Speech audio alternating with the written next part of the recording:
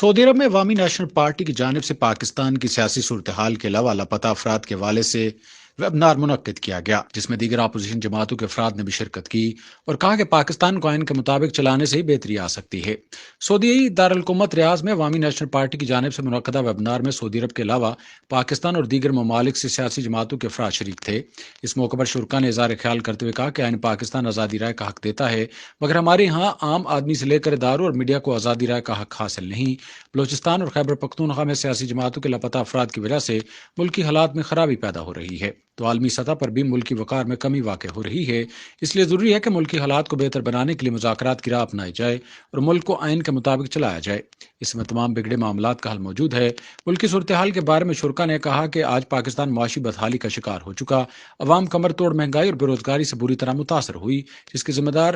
وزیراعظم عمران خان اور ان کی